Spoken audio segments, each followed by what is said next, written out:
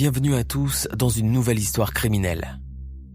Le 15 avril 2011, à l'Orgue dans le Var, près de Draguignan, Séverine, une jeune fille de 17 ans interne dans le collège agricole, attend sa mère Colette Desrômes. Comme chaque fin de semaine. Normalement, Colette est toujours ponctuelle pour venir récupérer sa fille. Mais ce jour-là, elle a beaucoup tardé pour arriver. Séverine s'inquiète et se demande ce que fait sa mère et ce qui la retient pour ne pas venir la chercher. Après une heure d'attente, elle accepte de se faire reconduire par les parents d'une copine. Une fois arrivée à la maison, Séverine remarque que la voiture de sa maman est garée tout près. Elle va regarder dedans et s'aperçoit que la voiture n'est pas fermée. Elle ouvre la portière du devant et touche les clés qui sont sur le contact. Séverine ne comprend rien. Même les clés de la maison sont posées là. Elle monte dans l'appartement. Tout est rangé comme d'habitude et sa mère est introuvable. Séverine est alarmée. Quelque chose d'anormal est arrivé, c'est sûr. Elle décide de ne plus attendre et appelle son frère, Alexandre. Tous les deux, ils vont appeler toute la famille. Personne ne l'a vu. Même ses collègues du supermarché de l'Orgue ne l'ont pas vu de la journée. À ce stade-là, le frère et la sœur sont paniqués. Il est presque 17h et leur maman n'a toujours pas donné signe de vie. Ils préviennent les gendarmes. Le secteur autour du domicile de la disparue est quadrillé.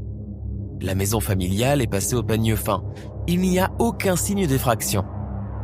Colette serait-il partie volontairement, sans ses papiers, son argent et son téléphone ?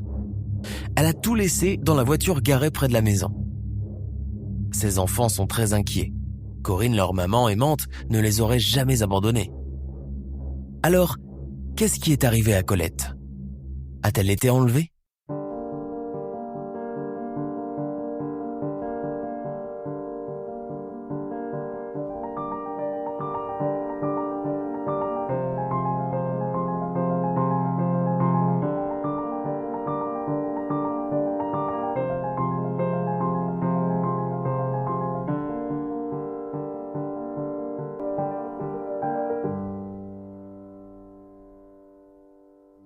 Deux jours plus tard, une information judiciaire est ouverte pour disparition inquiétante. On déclenche de vastes recherches dans les environs. Des battues sont organisées dans la forêt, des hélicoptères sillonnent les airs. On fouille les puits, les piscines. On questionne le voisinage, mais rien, aucune trace et personne n'a rien vu, n'a rien entendu. Colette est comme volatilisée du jour au lendemain. Comment une femme de 50 ans divorcée, qui mène une vie discrète et paisible auprès de ses 4 enfants, peut-elle disparaître aussi soudainement ? Les gendarmes vont s'intéresser à un certain Bernard, le voisin du dessous de Colette. Un drôle de type solitaire et sans gêne qui tient des propos équivoques à propos de la disparition de Colette. Il donne même le mode d'emploi d'un crime parfait. On sait que ce Bernard était amoureux secrètement de Colette, mais que ce n'était pas partagé. On sait aussi qu'il l'épiait derrière les rideaux de son appartement. Mais a-t-il osé lui faire du mal ? Les gendarmes font des recherches sur lui et trouvent qu'il a un casier judiciaire. En 1999, il a fait une tentative d'homicide volontaire sur sa petite amie de l'époque qui voulait le quitter. Il a été condamné à 6 ans de prison. Tiens. Dès lors, il devient le premier suspect dans l'affaire de la disparition de Colette. On perquisitionne chez lui et on l'interroge. Il dit que quand la voiture de Colette s'est garée ce jour-là, ce n'était pas une blonde qui conduisait, mais plutôt un truc vert qui est passé devant sa fenêtre. Que veut-il bien dire ? Les gendarmes sentent bien que ce Bernard cache quelque chose. Ils conviennent de le mettre sur écoute téléphonique. Les gendarmes décident de lancer un avis de recherche dans les médias. Peut-être que d'autres témoins se manifesteront. L'affaire fait la une des journaux télévisés et de la presse. Et là, survient un événement qui va changer le cours de l'enquête.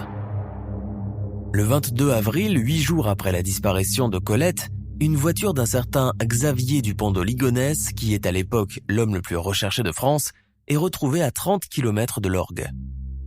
Suspecté d'avoir tué sa femme et ses 4 enfants à Nantes, il est en fuite depuis. Les recherches le concernant mènent jusque dans le Var, au 14 avril, le jour de la disparition possible de Colette. Une coïncidence qui montre que Xavier de Ligonnès était dans la région et qu'il peut connaître Colette, puisqu'il a vécu à l'Orgue 20 ans auparavant. Et si Colette et Xavier étaient partis ensemble? Les esprits s'enflamment et tous les médias font le rapprochement entre les deux affaires. La disparition de Colette va avoir des retentissements dans tout le pays. La photo de cette femme aux cheveux blonds mi-longs et qui porte des paires de lunettes se retrouve partout. Même les gendarmes vont prendre très au sérieux cette piste. Ils s'emparent du portable de Colette et épluchent tous les appels. Malheureusement, ils ne retrouvent aucun appel suspect entre Colette et Xavier de Ligonnès. Rien ne suppose qu'il y a eu un lien entre les deux disparus. Par contre, sur la liste des appels de Colette, la dernière personne à lui avoir parlé est sa belle-sœur, une certaine Sylviane Fabre. Colette avait gardé de très bons liens avec Sylviane, qui l'a beaucoup soutenue après son divorce. Elles se sont même associées pour acheter la Garrigue, une villa avec piscine située à la sortie de l'Orgue. Elles ont créé une société immobilière où elles ont toutes les deux des parts qu'elles font fructifier ensemble. Colette habite l'étage et Sylviane, qui habite ailleurs, loue le rez-de-chaussée au fameux Bernard. Les gendarmes convoquent Sylviane. Elle va affirmer qu'elles se sont parlé au téléphone. Comme elles n'étaient plus d'accord sur la gestion de leur société et le bien qu'elles partagent ensemble, elles avaient pris rendez-vous avec un médiateur, mais Colette n'est pas venue. Cohérente dans ses propos, les gendarmes laissent partir Sylviane, qui paraît être au-dessus de tout soupçon. 1 mois après la disparition de Colette, les gendarmes semblent ne plus avoir de piste à exploiter. Et là, une découverte va tout bouleverser.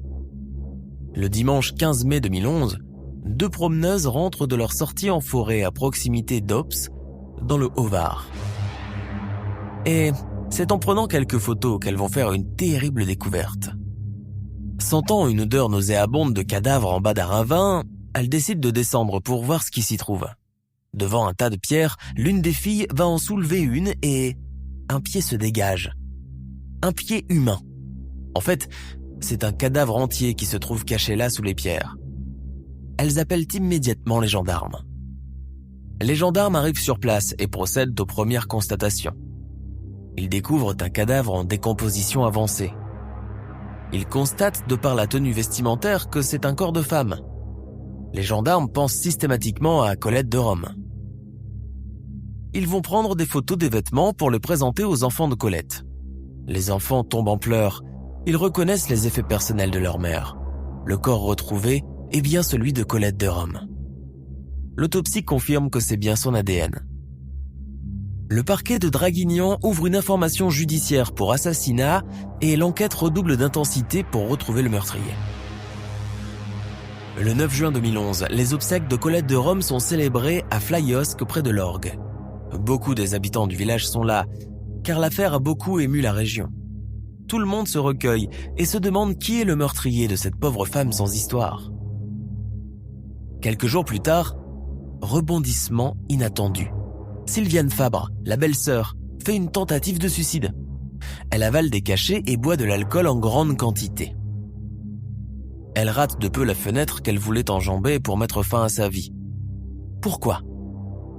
Alertés par un voisin, les gendarmes courent au domicile de celle-ci, la trouvent dans un état lamentable et découvrent une lettre adressée à son fils David Parel, posée sur la table de chevet.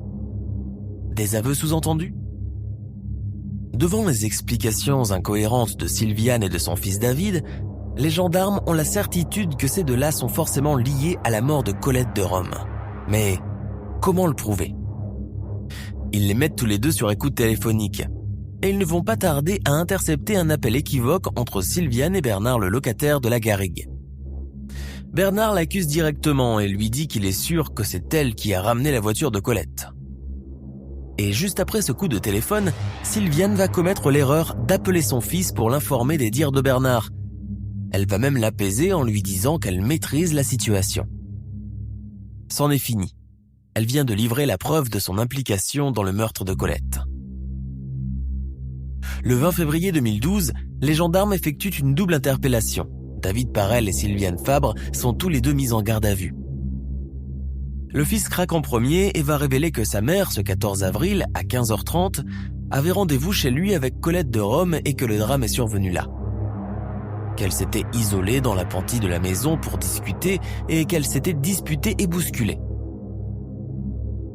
Colette est tombée par terre. Sylviane, en colère, s'est précipitée sur elle et a attrapé une cordelette qui traînait par là, et elle a serré fort le cou de la malheureuse. Lui, ne voyant pas sa mère et sa tante revenir à la maison, il se serait précipité pour voir ce qui se passait.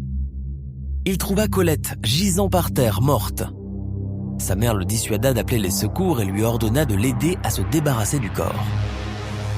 La nuit suivante, il charge le cadavre dans la voiture de Sylviane, comptant s'en débarrasser dans les gorges du Verdon, mais en raison d'une panne d'alternateur du véhicule, le corps est jeté dans un ravin au bord de la route et enfoui sous des cailloux. David Parel est déféré devant le juge pour être mis en examen pour recel de cadavre et non-dénonciation de crime. Il est placé sous contrôle judiciaire. Sylviane Fabre passe aussi aux aveux et reconnaît avoir étranglé Colette. Elle a agi sous le coup de la colère. Elle est mise en examen sous le chef d'assassinat et incarcérée à la prison des Baumettes à Marseille. Le mobile de l'assassinat ? Un simple différend financier. Colette avait découvert que sa belle-sœur avait détourné environ 3 000 € de la SCI. Elle menaçait de la dénoncer si elle ne renonçait pas à la gestion de la société. De plus, son fils David ne tarit pas d'éloges sur Colette. Sylviane, jalouse, veut mettre un frein à cette menthe religieuse qui veut s'approprier la SCI et l'amour de ses enfants. Elle pète les plombs et commet l'irréparable. Le 21 janvier 2014, le procès pour assassinat de Colette Desrômes s'ouvre devant les assises du Var. Dans son réquisitoire, au terme duquel il a requis 25 ans de réclusion criminelle, l'avocat général Pierre Cortès a soutenu que cet homicide avait été préparé. Il dit que la victime a été attirée dans un guet-apens. Sylviane, dans le box, conteste avoir prémédité son geste. C'était un accident, dit-elle. Elle a agi sous le coup de la colère. Les jurés, qui délibèrent pendant 3 jours, écartent la préméditation. David Parel écope de 3 ans d'emprisonnement, dont 1 avec sursis, et Sylviane est condamnée à 30 ans de réclusion criminelle. Elle fait appel de cette décision. Le 5 octobre 2015, la cour d'assises des Bouches-du-Rhône, à Aix-en-Provence, confirme le verdict rendu en première instance. Grâce à la chance et à la perspicacité de la police, ce crime incroyable où se mêlent argent, rivalité, rancune et jalousie aura finalement été résolu, et la coupable dort désormais derrière les barreaux. Nous sommes à la fin de notre émission du jour. N'hésitez pas à écouter les autres émissions du podcast et à prendre 5 secondes pour nous laisser un 5 étoiles sur iTunes. C'est vraiment très important pour nous. Vous pouvez aussi vous abonner pour ne pas rater les prochains épisodes et nous suivre sur Facebook pour nous en proposer de nouveaux. Merci et à bientôt.